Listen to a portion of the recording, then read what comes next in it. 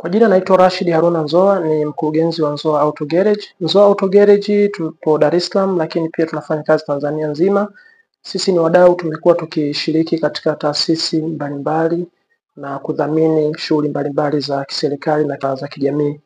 Leo Nzoa Auto Garage tuko Arusha kwa ajili ya kusapoti masuala ya rushwa na masuala ya rushwa kutokana na mambo ya bima na fojalo.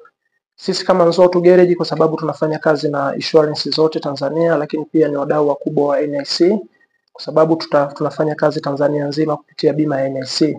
Kwa Nzoa Auto Garage tumekuja kwa ajili ya kushiriki pia na kudhamini mkutano huu, lakini pia kusoma na kupata elimu kwa wadau mbalimbali, kwa sababu kuna watu wametoka nchi mbalimbali kwa ajili ya kuja kuweza kuwaelewesha watu kutokana na mambo ya kufoji, mambo ya kutengeneza ajali, vitu kama hivyo.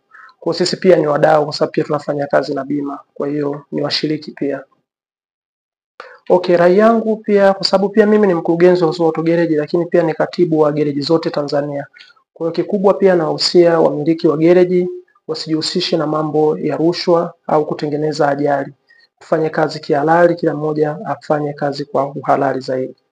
Huo ndio usia wangu. Nzoa Auto Garage kwa sasa hivi tunafanya kazi Tanzania nzima na tumeingia mkataba na NIC kwa ajili ya kufanya mambo ya bima.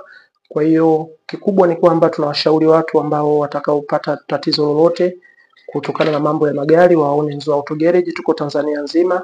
Lakini pia sisi tumekuwa pia tukisaidia mambo mengi, pia tumekuwa tukisaidia vijana katika ajira. Tunawafundisha vijana ufundi na wanaweza kujiendesha wenyewe, sio kusubiri mpaka wapate ajira serikalini. Kwa pia tunamuunga mkono Mheshimiwa Rais wetu Mama Samia kwa juhudi zake kubwa, na pia tunampongeza, na sisi pia ni miongoni mwa watu ambao tunaomfuata na kumuunga mkono.